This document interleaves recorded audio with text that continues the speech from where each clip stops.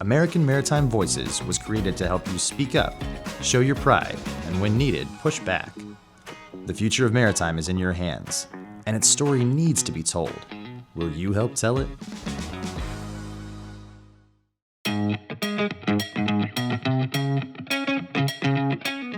Welcome back to the American Maritime Podcast. We're glad to have you aboard.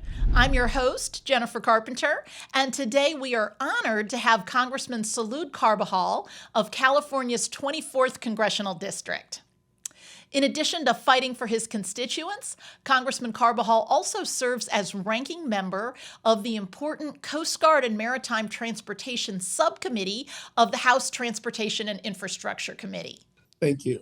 Let's just start with something simple for listeners who have not had the pleasure of spending time in California's Central Coast. Tell us a little bit about yourself and your district.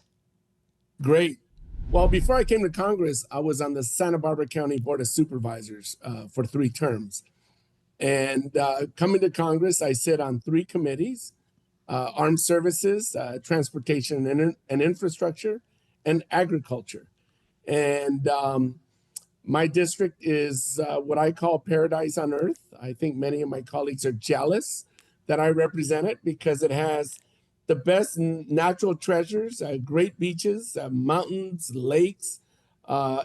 Agriculture is the #1 industry, and we have a lot of high tech and government institutions. It's just an extraordinary place to live. Extraordinary wine, strawberries. We produce most of the strawberries in the nation. And as you know, California is the #1 agriculture state in the nation. So we have the salad bowl when it comes to the type of vegetables and fruits that we produce, including nuts. So like I said earlier, I feel so privileged to represent the Central Coast of California, the 24th Congressional District. Beautiful place. Sold. How important is the domestic maritime industry to your district? What role does that play in facilitating the transportation of agriculture and other things? Well, it's extremely important. I mean, in California alone, close to my area or my region, we have some of the largest ports in the nation. Not in my district, but adjacent to my district, we have the largest port in the country, which is Los Angeles. Second largest port in the country, Long Beach. And then up the northern part of California, we have Oakland, which is the 10th largest port in our country. And combined, these ports handle half of all the containers cargo shipping in the United States. The ports and the maritime industry is extremely important for our country, but certainly California. I have the Port Hueneme port, which is literally on the border between my district and the other district represented by Representative Julia Brownlee. And they do a lot of imports of vehicles and bananas, believe it or not. But they are adjacent to the Ventura County Port Hueneme base and serves an extraordinary role not only for commerce, but also for our military base. Excellent. Well, you have been a strong supporter of American Maritime, of the Jones Act, of maritime safety since you were first elected to Congress. And as our listeners know, the Jones Act is the law that requires that cargo moving between points in the U.S. moves on vessels that are owned and built and crewed by Americans. Tell us a little bit about what motivates your support for the Jones Act, for which we are extremely grateful. Well, I think this law has been around for decades, if not a century. And it's imperative for our maritime commerce. It's imperative for our economy, and it's imperative for our national security. It is because of the Maritime Security Program, the Taker Security Program, the cargo preference laws, and the Department of Defense that we can rely on American ships and American mariners to deliver critical cargoes throughout the world for our national security and commerce. Thanks so much for that support. At a time when Congress and frankly our country are very divided politically, you and your colleague at the helm of the Coast Guard and Maritime Transportation Committee, Congressman Mikey Zell of Mississippi, have worked together very closely on maritime issues and in support of the Jones Act in particular. Why do you think maritime is such a bipartisan issue? Well, I think it's a no-brainer when you consider that China has a major impact in the world in terms of the ships that they produce compared to our quantity of ships. It's a national security issue. It's, like I said, not only for our economy and jobs, but it's a national security issue to be able to maintain shipbuilding and the incentivizing for our ships fleet to grow is imperative, because during a conflict, we rely on our ships to be able to assist for our military needs and operations. But I think it's become more apparent after the pandemic that when it comes to supply chains, we cannot rely on foreign ships for our needs and our maritime transportation of products. Absolutely. I was going to ask you, what would you say to critics of the Jones Act? And I kind of feel like you just said it, but what else might you say to critics of the Jones Act? What are they not getting? Well, I think they're misguided, and they don't understand the essence of what support for our maritime industry is all about. If you are for the United States interest, our national security, developing jobs in our country, making sure we have supply chains that work for our interests, you would be for it. We can't have China dominate the maritime industry and us be in a lesser position. We need to make sure that we have a robust shipping industry and maritime industry that is American flag, crewed, and grown. Absolutely. What are your top priorities in your role as ranking member of the Coast Guard and Maritime Transportation Subcommittee? Well, my top priorities are a number of them. But first and foremost, it's protecting the Jones Act. That is at the top of the line.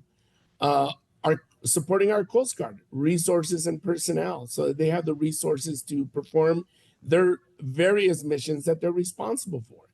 And bolstering our maritime industry, modernizing our credentialing program, exam program, shipbuilding, and making sure that, again, our maritime industry is bolstered. Outstanding. Welcome to American Maritime Voices, your place to be heard. As part of American Maritime, you are critical to moving and securing our country. And now you can help tell the story of maritime and be part of key decisions that affect it. American Maritime Voices was created to help you speak up, show your pride, and when needed, push back. It's free to become a voice, and we'll keep you informed of what's happening in Washington, so you can help change the course of issues that matter most to you. As a voice, you'll get monthly updates, have access to podcasts and videos, and receive action alerts when your voice is needed most. The future of maritime is in your hands, and its story needs to be told. Will you help tell it? Before Congress went back to their districts for the August recess, the House passed the Coast Guard Authorization Act of 2025. Can you talk a little bit about that legislation and why it's so important to the Coast Guard and to our country? Absolutely. Well, it's still pending final approval, but it's so important because it provides the resources to the Coast Guard so that they could do all their missions that they do day in and day out. Their missions are essential, from drug interdiction to illegal shipping to search and rescue, law enforcement. They provide a huge portfolio of responsibilities. And it's important that the Coast Guard has the resources and the assets that they need so that they could be effective in all of the missions that they perform. Yeah, absolutely. The Coast Guard is just such an asset to our country, and the leadership that you and Chairman Ezell have shown in getting them the resources they need is tremendous. You and Mr. Ezell also co-authored the American Cargo for American Ships Act, which expands cargo preference requirements for government-funded international shipping. That passed with overwhelming bipartisan support in the House. Can you talk a little bit about that legislation and why it's important? Absolutely. And it was included, by the way, in the fiscal year 26 National Defense Authorization Act, which we're still working on. We'll be conferencing with the Senate to get it over the finish line. But when it comes to incentivizing our maritime industry and to protecting it and to ensuring that we have prosperity, we need to do everything possible to mandate that the Department of Transportation must carry on U.S. flagged vessels all the cargo procured and financed and transported by that agency. Absolutely. Common sense. Absolutely. I think you said it well. That is exactly it. Common sense. Good stuff. So shifting back to national security a little bit, you talked about California's ports, and they really are America's front door to the Pacific Ocean. Can you talk a little bit about China's clear ambitions to dominate the maritime industry globally? How does that impact the West Coast, your district, and what do we need to do about that? Well, first of all, we need to make sure that we're building more ships. And while I disagree with this administration on so many things, I do appreciate this administration's interest in promoting more shipbuilding domestically here in the United States. For California alone, for example, the economics that come from a maritime is over 50,000 maritime jobs in the state, over $12 billion in annual economic contributions, and over $3 billion in maritime-related labor income. It's extremely important that we bolster this industry. Absolutely. And how does the Jones Act come into play there in terms of countering China's maritime dominance ambitions? Well, during a crisis or a disaster, we can't rely on foreign flag ships, especially from China. We need to have our resources, our fleet ready to go, not only for our economy, but during a national security incident. Absolutely. And you mentioned the pandemic earlier, which I think really opened a lot of folks' eyes to the vulnerability of supply chains if they're not in our control. Absolutely. Congressman, is there anything that you'd like to do a little deeper dive in, anything we haven't covered here that you'd like to talk about with our listeners before we wrap up? We know you are a very busy person. You got 3 committees and an important district to represent. Well, I have 3 bills that I would like to see get over the finish line. One is the Mariner Exam Modernization Act, which I introduced with Representative Ezell, which aims to modernize the merchant mariner credentialing exam. It's so archaic, it's been ineffective and inefficient in making sure we get more mariners in the pipeline. The second bill is the American Cargo for American Ships Act, which we touched on earlier, making sure that gets over the finish line. Because all these bills are great, but unless we are successful in including them and getting them over the finish line, they're exactly just that, another bill. And I'm very confident that these bills are going to be successful. We also have the Coast Guard Authorization or Reauthorization Act, which is pending conferencing and working out with the Senate so that we can turn this into law. It's imperative that we do that because there's a number of investments that are being targeted to the Coast Guard that will make them effective in all of their missions and helping support our maritime industry. 3 things that absolutely need to get done. We really appreciate your leadership. We really appreciate your support. And we really appreciate you spending some time on our program today. Thank you so much. Thank you, Jennifer. And I appreciated working with you at the AWO to address some of your priorities and concerns. It was great to come to a collaborative resolution on the Coast Guard definition that I know the AWO was very concerned about. I think we also reached not a perfect solution, but on the Anchorage language regarding the Hudson River, a 20-year moratorium. I know that we didn't quite succeed on the ATBs, the partnerships, the staffing ratios, uh, resulting from the technology that's available. But these are all things that I think minds working together can always find common ground. And I look forward to continuing to work with the American waterways operators to make sure that the maritime industry, that all of your members continue to prosper in our country. Thank you so much for that. Both American Waterways Operators and American Maritime Partnership really value you as a partner and a leader, and we look forward to working with you to get good things done. So thank you so much. Thank you, Jennifer, for having me on your podcast, and I really appreciate your leadership. Take care.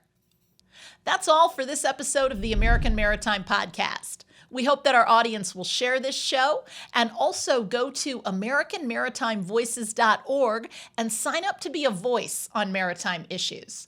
Again, that's AmericanMaritimeVoices.org. Check it out. Congressman Carbajal, thank you so much for being with us today and for your service to our country. I'm Jennifer Carpenter, signing off.